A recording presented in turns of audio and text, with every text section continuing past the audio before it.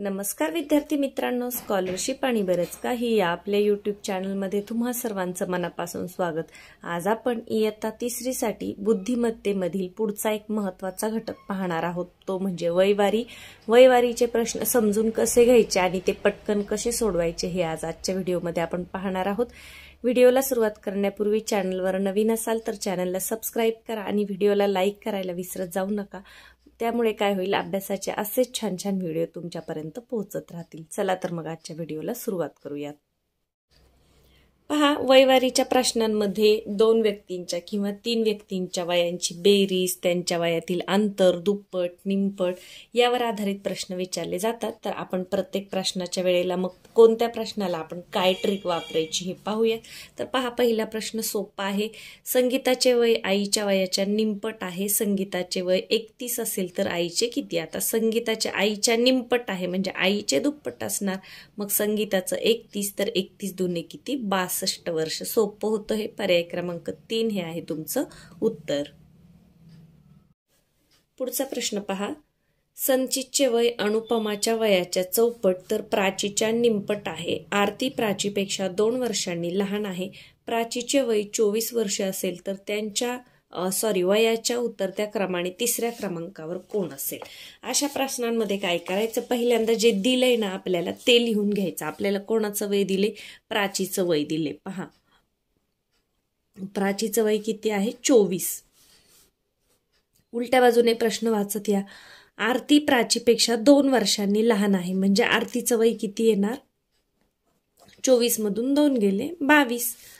पुढे पहा, संचितचे वय अनुपमाच्या चौपट आहे तर प्राचीच्या निमपट आहे। प्राचीच्या निम्मे वय आहे संचितचे। प्राचीचे किती आहे? 24। मग संचितचे प्राचीच्या निमपट म्हणजे किती येणार? 12 दुने 24, 12 येणार। आणि अनुपमाच्या वयाच्या चौपट आहे। आता अनुपमाच्या वयाची चौपट म्हणजे मग कशाची चौपट? 12 आहे किंवा 12ला 4 ने भाग द्या। चौपट म्हटले म्हणून 4 ने भाग द्या। 4 त्रिक 12 म्हणजे अनुपमाचं वय किती येणार आहे? 3। पहा, 3 ची चौपट 12, 3 चोक 12। संचितचे वय अनुपमाच्या चौपट आहे, प्राचीच्या निमपट आहे। झालं आपलं। आता त्यांनी काय म्हटलंय की वयाच्या उतरत्या क्रमाने लावायचं आहे। उतरता क्रम म्हणजे पहिल्यांदा मोठा अंक म्हणजे 1 नंबरला कोण येणार? प्राची। 2 नंबरला कोण येणार? आरती। 3 नंबरला कोण येणार? संचित। आणि 4 नंबरला सगळ्यात शेवट येणार अनुपमा। मग तिसऱ्या क्रमांकावर कोण असेल? पहा, 1 2 3 तिसऱ्या क्रमांकावर कोण आहे? संचित। म्हणजे पर्याय क्रमांक 4 हे आहे तुमचं उत्तर। पुढचा प्रश्न पहा, अमोलपेक्षा अनिल 5 दिवसांनी मोठा आहे। दरवर्षी अमोलचा वाढदिवस 18 एप्रिलला येत असल्यास अनिलचा वाढदिवस किती तारखेला येईल? आता याला कच्च्या कामाची गरज नाही। पहा, अमोलचा वाढदिवस 18 एप्रिलला आणि अनिल 5 दिवसांनी मोठा आहे। मोठा आहे म्हणजे तो अगोदर जन्मलेला आहे। मग काय करायचं आपल्याला? 18 मधून 5 वजा करायचे। 18 मधून 5 गेले 13। 13 एप्रिलला असणार आहे पर्याय क्रमांक 4। असं नाही जमलं तर तोडून, नाहीतर मोठा आहे म्हटल्यावर 18 मध्ये 5 मिळवायचे नाहीत। मोठा आहे म्हणजे 5 दिवस अगोदर त्याचा जन्म झालाय म्हणून 18 वजा 5 किती आलं? 13। 13 एप्रिल पर्याय क्रमांक 4। पुढे पहा, 2 भावांच्या आजच्या वयात 9 वर्षाचे अंतर आहे। आणखी 12 वर्षांनी त्यांच्या वयात किती वर्षाचे अंतर असेल? आता वयाचं अंतर हे नेहमी सारखंच राहतं। अजून 12 वर्षांनी, अजून 20 वर्षांनी त्यांच्या वयामध्ये तेवढंच अंतर असणार आहे म्हणजे 9 वर्ष इतकंच। तर पर्याय क्रमांक 1 हे आहे तुमचं उत्तर। पुढचा प्रश्न पहा, परागपेक्षा 5 वर्षांनी मोठ्या असणाऱ्या मीनाचे वय संगीताच्या वयाच्या दुप्पट आहे। संगीताचे वय 9 वर्ष असल्यास परागचे वय किती? आता जे दिलंय ते मांडून घ्या। संगीताचं वय दिलंय आपल्याला, किती दिलंय? 9 वर्ष। मग परागपेक्षा 5 वर्षांनी मोठ्या असणाऱ्या मीनाचे वय संगीताच्या दुप्पट आहे। मीनाचे किती येईल? संगीताच्या दुप्पट म्हणजे मीनाचे किती? 9 दुने 18। आणि ती किती वर्षांनी मोठी आहे? परागपेक्षा 5 वर्षांनी। आता पहा, परागपेक्षा 5 वर्षांनी मोठी आहे मग याच्यातून 5 वजा करा म्हणजे तुम्हाला परागचं वय मिळून जाईल। 18 मधून 5 गेले किती उरले? 13। म्हणजे परागचं वय किती आहे? 13 वर्ष। पर्याय क्रमांक 3 हे आहे तुमचं उत्तर। पुढचा प्रश्न पहा, रमेश महेशपेक्षा 3 दिवसांनी मोठा आहे. महेशचा जन्म बुधवारी झाला तर रमेशचा जन्म कोणत्या वारी झाला? आता रमेश हा महेशपेक्षा मोठा आहे म्हणजे बुधवारच्या अगोदरचे 3 वार आपल्याला मोजायचे. मग बुधवारच्या अगोदर मंगळवार, सोमवार आणि रविवार. महेशचा जन्म कोणत्या वारी झाला? रविवारी. पर्याय क्रमांक 3.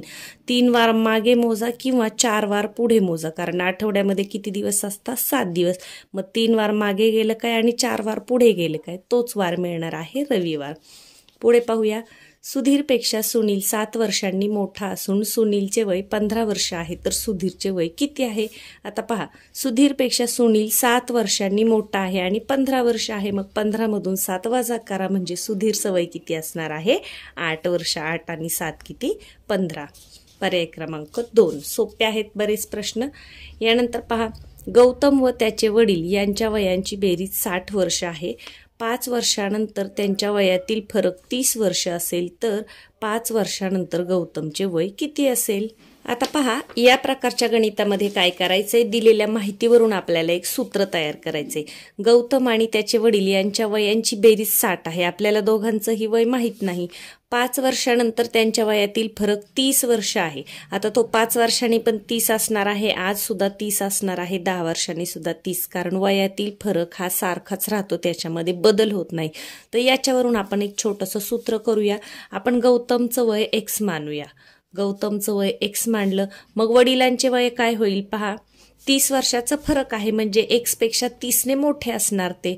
मग वडिलांचं वय आहे x अधिक 30 आणि त्यांच्या वयातील फरक किती आहे? तर 60. त्यांची बेरीज किती आहे? 60 वर्ष. आपण इथं मध्ये बेरजेचं चिन्ह देऊया. फरक 30 आहे. कसं केलं पहा, गौतमचं वय x मानलं, त्यांच्या वयातील फरक 30 आहे, मग वडिलांचं वय काय येईल? गौतमपेक्षा 30 वर्षांनी मोठे म्हणून x अधिक 30 केलं, बरोबर 60 लिहिलं. त्यांची बेरीज आपल्याला 60 दिलेली आहे.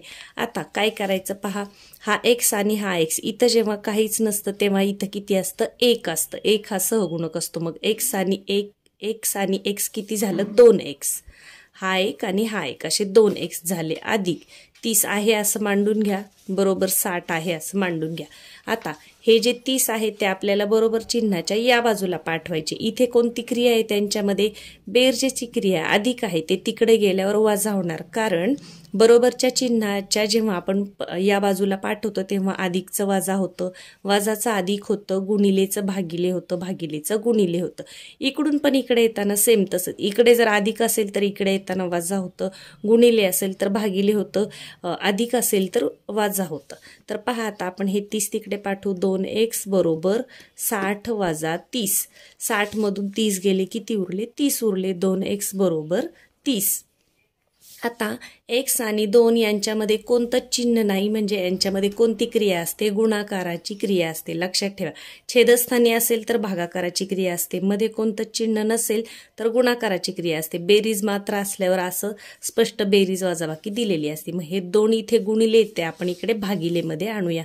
मग x बरोबर 30 भागिले 2. आडवा भागाकार आपण शिकलोय. 15 दुने 30. किती आली x ची किंमत? 15. मग x काय आहे? गौतमचं वय आहे. मग गौतमचं आजचं वय किती आलंय? आपलं 15 आलेलं आहे. आणि आपल्याला विचारले काय की 5 वर्षानंतर गौतमचे वय किती? मग 15 मध्ये 5 मिळवा. 15 आणि 5 किती झाले? 20. म्हणजे 5 वर्षानंतर गौतमचं वय किती आलं? 20 वर्ष. पर्याय क्रमांक 3 हे आहे तुमचं उत्तर. लक्षात ठेवा, अशा प्रकारच्या उदाहरणामध्ये जो फरक दिलाय त्याच्यावरून आपण वय काढली त्यांची. गौतमचं वय x मानलं, वडिलांचं वय 30 वर्षांनी मोठे आहेत, 30 वर्षांचा फरक आहे म्हणून x अधिक 30 केलं, त्यांची बेरीज 60 वर्ष दिली आहे. मग आपण काय केलं? x आणि x इथे काहीच नसतं तेव्हा 1 असतो, मग 1x आणि 1x झाले. 2x अधिक 30 वजा बरोबर 60. मग हे 2x हे अधिक 30 तिकडे गेले ते वजा 30 झाले. 60 मधून 30 गेले, 30 उरले. हे 2 इकडे गुणिले आहेत ते इकडे आल्यावर भागिले होतील, कारण आपल्याला x ची किंमत काढायची म्हणून x एका बाजूला ठेवायचा. 15 दुने 30. मग x ची किंमत 15 आली म्हणजे गौतमचं वय किती आलं? आजचं 15 आलं. पण आपल्याला आजचं वय विचारलंय का? आपल्याला आजचं वय विचारलं नाही. पर्यायामध्ये पहिलंच पर्याय आहे बघा 15. बऱ्याच वेळा मुलं काय करतात, 15 उत्तर आलं की लगेच पहिल्या पर्यायाला गोल करतात. विचारले काय ते पाहायचंय. 5 वर्षानंतरचं विचारले, मग 15 अधिक 5 किती आहे? 20. म्हणून पर्याय क्रमांक 3 हे आहे तुमचं उत्तर. किशोरचे आजचे वय 16 वर्ष आहे.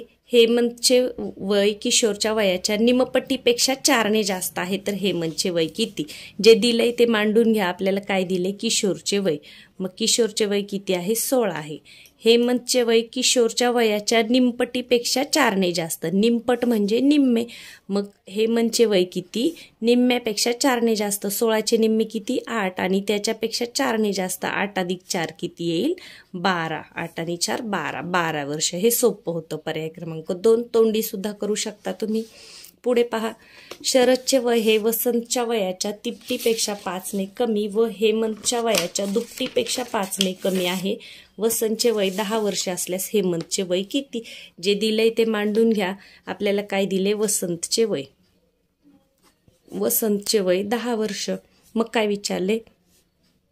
शरदचे वसंतच्या वयाच्या तिपटीपेक्षा 5 कमी. आता शरद लिहा. तिपटीपेक्षा 5 कमी. 10ची तिप्पट, 10 दुने 20, 10 त्रिक 30. 30पेक्षा 5 कमी म्हणजे शरदचे किती येणार? 25. आणि हेमंतच्या वयाच्या दुपटीपेक्षा 5 कमी आहे. आणि हेमंतचं वय पहा. हेमंतचं वयाच्या शरदचे वय किती आहे? वसंतच्या तिपटीपेक्षा 5 कमी आणि हेमंतच्या दुपटीपेक्षा 5 कमी. मग 5 कमी म्हणजे 25 आणि 30. आणि कोणाची दुप्पट आहे? हेमंतची. म्हणजे 30चे निम्मे किती आहे? 15. मग हेमंतचं वय किती येणार आहे? 15. पहा. शरदचं वय हेमंतच्या वयाच्या दुपटीपेक्षा, याची दुप्पट 30 आणि 30पेक्षा 5 कमी म्हणजे 25. मिळाले आपल्याला तिघांची पण वय. मग हेमंतचं वय किती आहे? 15 वर्ष. पर्याय क्रमांक 2. पुढे पहा. मोहिनी, रोहिणी व नलिनी यांच्या आजच्या वयाची बेरीज 47 वर्ष आहे, तर 3 वर्षा अगोदर तिघींच्या वयाची बेरीज किती असेल? आता जेव्हा अशी बेरीज दिली जाते पहा. बेरीज आजची त्यांची किती आहे? 47 वर्ष. व्यक्ती किती आहेत? 1 2 3. मोहिनी, रोहिणी आणि नलिनी. मग आज जर त्यांच्या वयाची बेरीज 47 वर्ष आहे, तर 3 वर्षा अगोदर, मग याच्यातून फक्त आपल्याला 3 वजा करायचे का? तर नाही.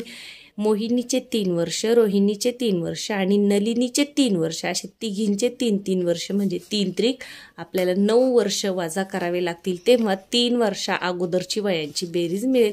47 मधून 9 कमी करा. एकदाच 3 कमी करायचे नाही, तर हिचे 3, हिचे 3 आणि हिचे 3 असे कमी करायचे. 3 त्रिक 9. पहा. 7तून 9 जात नाही. हातचा उसना घ्या.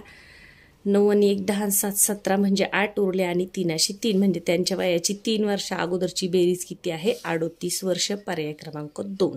आता हाच प्रश्न जर आपल्याला असा विचारला असता की आजची बेरीज 47 आहे, अजून 3 वर्षानंतर त्यांची बेरीज किती असेल? तर पहा. 3 वर्षानंतर म्हटल्यावर तिघींचे पण 3 वर्ष वाढणार आहे. म्हणजे 3 त्रिक 9. 9 आपल्याला यामध्ये मिळवावे लागले असते. मग 7 आणि 7 14, 15, 16शी 6 हात चाला 1 4 आणि 1 5 56 इतकी बेरीज झाली असती. 2 व्यक्ती दिल्या तर दोघींची जितके वर्ष दिले असेल तितकं वाढवायचं. 3 दिले असेल तर तिघींचे तितके वर्ष. आता 3 दिले म्हणून आपण 3 त्रिक केलं. 2 दिलं असतं तर 3 दुने 6 वर्ष आपण वाढवले असते किंवा कमी केले असते. तर वयवारीवरचे बरेचसे प्रश्न सोपे आहेत. जे काही प्रश्न थोडेसे समजून घ्यायला अवघड आहेत ते आपण व्हिडिओमध्ये सांगितलेले आहे. पुन्हा एकदा हा व्हिडिओ पहा म्हणजे प्रत्येक गणित स्वतः सोडवा.